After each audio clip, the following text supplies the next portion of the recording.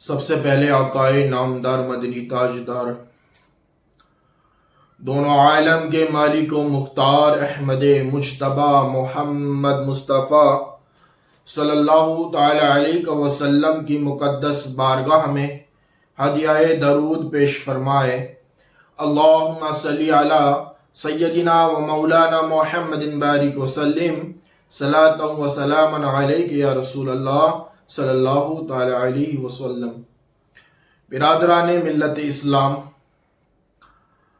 ربیع الاول کا یہ مہینہ، یہ وہ مقدس مہینہ ہے جس میں اللہ تبارک و تعالی نے دونوں جہان کے مالک و مولا احمد مجتبی محمد مصطفیٰ صلی اللہ تعالی علیہ وسلم کو اس دنیا میں پیدا فرمایا۔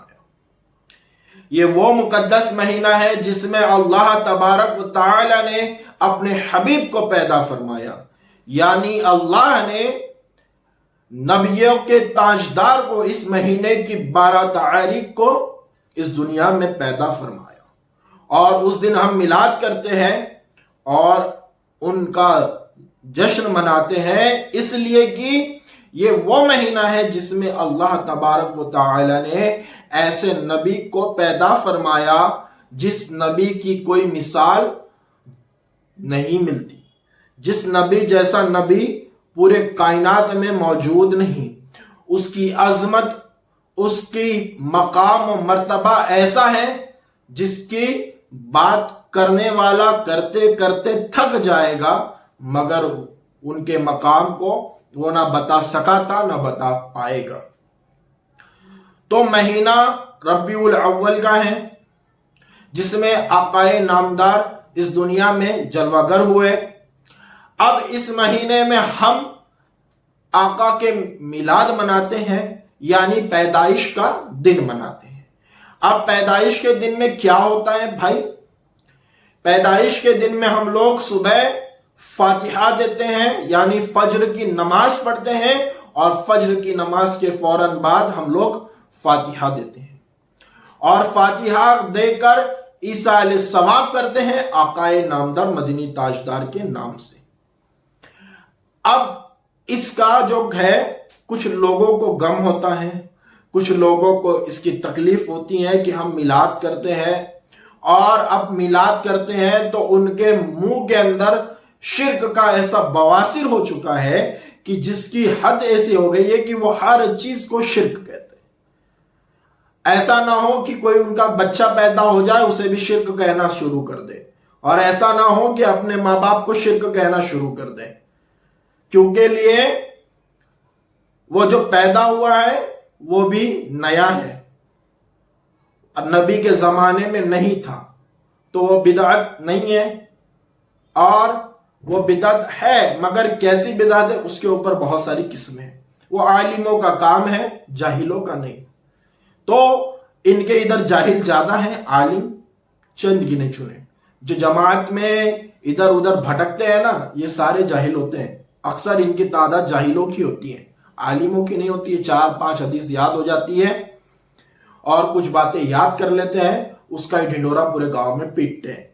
اور اللہ نے مسجد کو رہنے کے لیے نہیں بنایا، صرف عبادت کے لیے۔ آؤ عبادت کرو اور چلتے بنو، اور کیا کرو؟ عبادت کرو اور فوراً نکل جاؤ کمانے کے لیے، وہاں سوئے پڑے مت رہو۔ وہاں سو کر تبلیغ کرنا یہ تبلیغ نہیں ہے، بلکہ دین کو سیکھو اور تجارت کرو، اور تجارت کے بعد وقت نکالو اور اس کے بعد میں تم دین کا کام کرو، تبلیغ کرو۔ اور آج آقا کا مہینہ ہے، یہ مہینہ بہت مقدس ہے، بہت برکتوں والا ہے۔ اس مہینے میں بہت سی رحمتیں ہمیں ملی ہیں، اور تمام سب سے بڑی رحمت جو کہ آقائے نامدار ہے وہ بھی اسی مہینے میں ہمیں ملے۔ اب نبی کا میلاد ہم کرتے ہیں، مگر کس طریقے سے کرتے ہو میرے پیاروں؟ جلوس کے اندر ناچ کر نبی کا میلاد نہیں ہوتا۔ یہ جھنڈے لگائے ہیں، اسے لگاؤ، اچھی بات ہے، مگر ان جھنڈوں کا ادب کرنا بھی ضروری ہے۔ اور ڈی جے دھمال یہ بجا کر آقا کا میلاد نہیں ہوتا، بلکہ آقا کا میلاد کرنا ہے تو درود پاک پڑھتے ہوئے چلو۔ اور اگر تم अपने आप को सच्चे आशिक रसूल साबित कर सकते हो तो सुन्नत मुबारक दाढ़ी सजा कर चलो।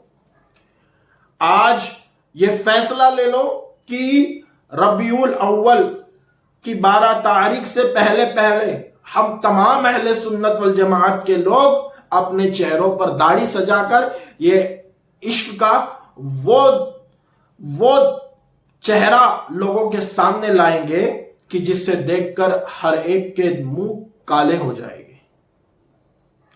दाढ़ी रखो और साबित करो कि हम सच्चे आशिक रसूल हैं। दाढ़ी रखो और बता दो कि ये गुलामी रसूल की निशानी है, ये गुलामान रसूल की निशानी है। ये जो दाढ़ी है ये साबित करती है कि हम आशिक रसूल हैं। चाहे हमारे रिश्ते आए या ना आए मगर हम इस दाढ़ी को सजाएंगे। चाहे वो पसंद करे या ना करे, रब पसंद करेगा यही काफी है। रसूल कयामत के दिन पसंद करेंगे यही काफी है। क्योंकि लिए हम और आपको पता है कि कब्र के अंदर ना माँ काम आएगी, ना बाप काम आएगा, ना भाई काम आएगा, ना बीवी काम आएगी, ना बच्चे काम आएंगे। कोई भी कब्र और कयामत के दिन काम नहीं आएगा। आएगा तो आमिना का लाल काम आएगा। और जिसको काम आना है हमें उसके तरीके पे चलना है। हम गैरों के तरीके पे ना चलते हैं ना चलेंगे। और अपने सरों पर टोपियां सजा दो, चेहरे पे दाढ़ी सजा दो और बता दो कि हम आशिक रसूल हैं, गुलाम रसूल हैं। और उस दिन 12 रबीउल अव्वल के दिन पूरी नमाजें पढ़कर हम साबित कर देंगे कि हम आशिक रसूल हैं। इस दिन से हमारी नमाजें तो अब कज़ा होगी ही नहीं, ये हमारा अहद होना चाहिए, तब हम साबित करेंगे आशिक रसूल है। क्योंकि लिए इश्क अगर हमें रसूल से है, इश्क अगर हमें आकाए नामदार मदनी ताजदार दोनों आलम के मालिक व मुख्तार से है तो हम अपने आप को शरीयत का पाबंद बना देंगे। और अगर हम इश्क नहीं करते तो ये झूठा इश्क नजर आएगा। क्योंकि लिए अगर इश्क होता तो शक्ल भी वैसी होती, अकल भी वैसी होती, नकल भी वैसी होती। क्योंकि लिए इश्क इंसान को ऐसा कर देता है कि जो इश्क करता है तो वो उसके रंग में रंग जाता है, उसकी बातों में रंग जाता है। और इश्क अगर दुनिया का हो तो कोई काम का नहीं। क्योंकि लिए दुनिया में जिससे इश्क करोगे सिवाय धोखे के कुछ नहीं मिलेगा। और अगर इश्क नबी पाक सल्लल्लाहु अलैहि वसल्लम से होगा तो हर जगह कामयाब और कामराब